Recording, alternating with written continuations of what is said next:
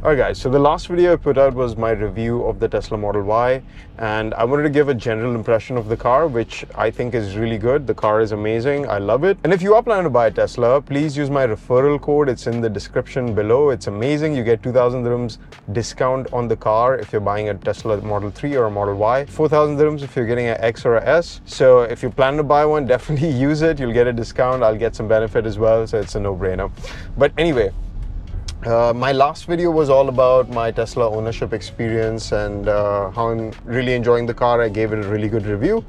But there are a few things in the Tesla which I really think should be changed in future generations of this car, which will make it even better. So this video is going to be about all the things that I don't like about the Tesla Model Y.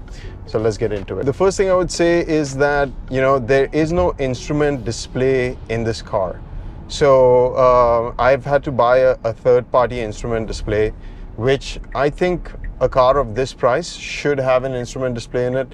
I understand that Tesla is trying to have a very minimal interior for this car, which is cool in concept and all, but even though all the information is available on this bigger screen over here, I still feel like I need something right here, like this, moving my vision from where I'm driving to look at the screen every time to get things like speed or just change my air conditioning or something like that. It is a bit annoying. And most of the controls for the Tesla, you can use voice controls and it works really well. Like if you want to adjust the air conditioning or whatever, you can use voice controls for that. But the fact that your speed is not directly in front of you, like you have to look over here on the side to get your speed statistics. I think that really should be either you should have a screen right here, like how I do over here, which is an aftermarket screen, or you should have a heads-up display where you can get that information right in front of you, because this, I think, is a bit of a safety issue. The second thing I don't like about this Tesla is that they removed the ultrasonic sensors in the 2003 model of this car. Previous generations of this car actually had the ultrasonic sensors on it. And if you're unfamiliar with what those are those little dots that you see on the bumper, which most modern cars have, and those use sound and get a reflection of any surface in front of it to gauge the distance between you and the object in front of you. Now Tesla got rid of it on the 2023 model, and all their models now don't have ultrasonic sensors anymore, and they use something called Tesla Vision to compensate for the ultrasonic sensors, which I've got the update. It works, but I would say it's still not good enough, because there's a lot of blind spots where the cameras can't see around the car, or if you're too close to something, or if two things match the exact same color or something like that, like the system doesn't work really well. And that's another safety issue. Like I was so worried when I got this car new that I was going to bump into something, because I was being extra careful because this car doesn't have ultrasonic sensors on it. Now with the software update, it's better, and I think Tesla could do an even better job in the future with a better software update, more machine learning. It'll probably definitely get better than what it is right now. And the other aspect of it is that some features in this car are not permitted yet. Like I can't do enhanced autopilot, the summon features, or I don't have full self-driving in this car available because of the lack of ultrasonic sensors. Now Tesla does say that it's going to come soon, but as of right now, I mean, that's a big question mark. I'd rather the car ships with every feature that they promise, and unfortunately in this car they haven't done that. They haven't shipped what they promised, which is enhanced autopilot. I've owned this car now for like 6 months. It's still not available. So I don't know how long Tesla is going to take to fix this. It could take weeks, months, years, maybe possibly never. So, if you're super excited about enhanced autopilot or full self-driving, I would maybe get a used one, get a 2022 model. It's probably going to serve you better. Speaking of safety, another thing where the Tesla kind of lacks is the rear window. You don't really have a very good view of the rear window over here. Now, yes, like you can click over here and get a camera feed of what's happening at the back. And I have to do this more often than I'd like to do, because you can't see well enough from your rear view mirror.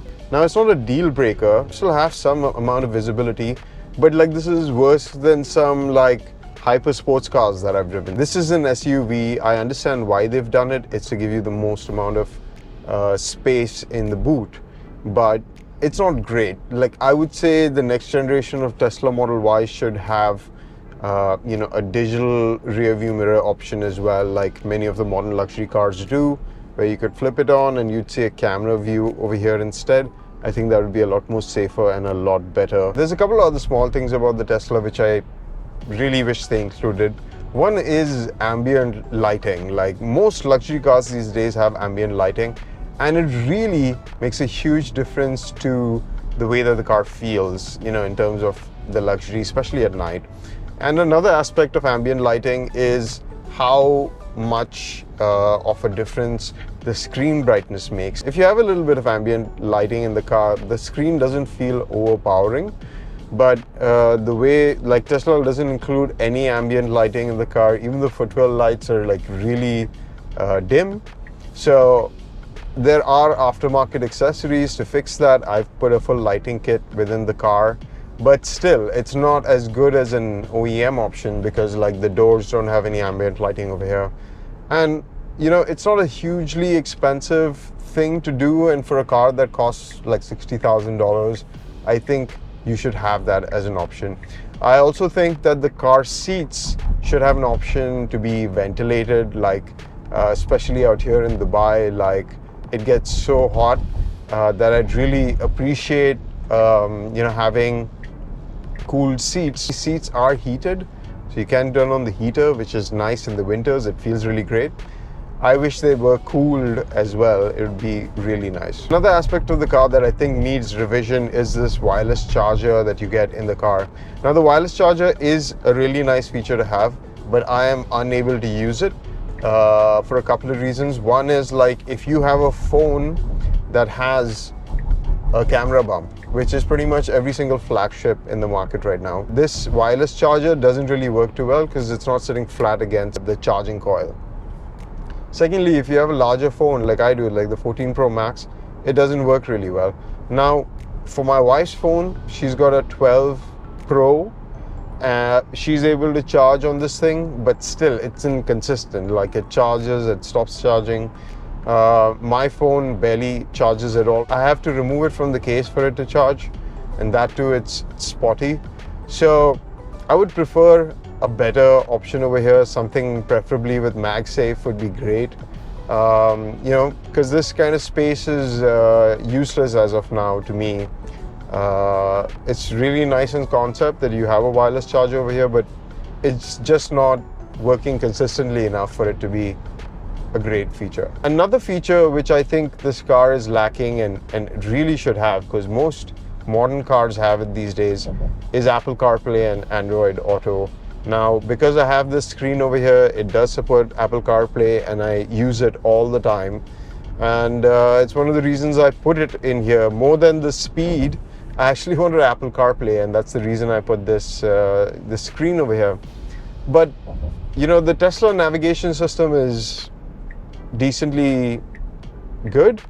I would say it's nice. Like you can use it like say 90% of the time. It just doesn't give you the same kind of visualization that Google Maps gives you, which I prefer.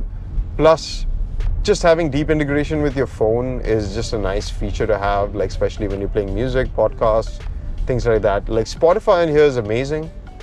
The maps work really well as well, especially for charging and calculating your trip distance. But for me, I prefer having both options in the car. They have the space on the screen to do it. It can still show you your speed and all the data that you need to. The other half of the screen could easily be used for Android Auto or Apple CarPlay.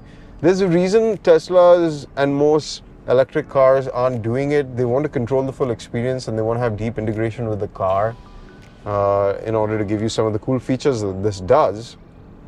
But still, just having the option for Apple CarPlay or maybe potentially something like AirPlay, where I can, like for example, my Tesla screen doesn't have Disney Plus right now. I love to use Disney Plus. Netflix and YouTube are pretty much my only options. But if Tesla gave me the option to use Apple CarPlay or maybe AirPlay or something like that where I can stream wirelessly to the screen, that would be really amazing. Oh, another thing that's super annoying about this car is in the back seat, if somebody is sitting, they have to wear their seatbelt or the car will continuously chime. And I mean, that's fine, it's a safety thing, it's okay. But if you have a bag on your middle seat or something like that, like my backpack is in the front row seat, and it'll just continuously keep chiming and there's no way to turn it off. So that's a bit annoying. I wish they had a way to, enable or disable that, or, let the car know that that's not actually a person. But yeah, I mean, I don't blame Tesla too much for that, but it's still annoying.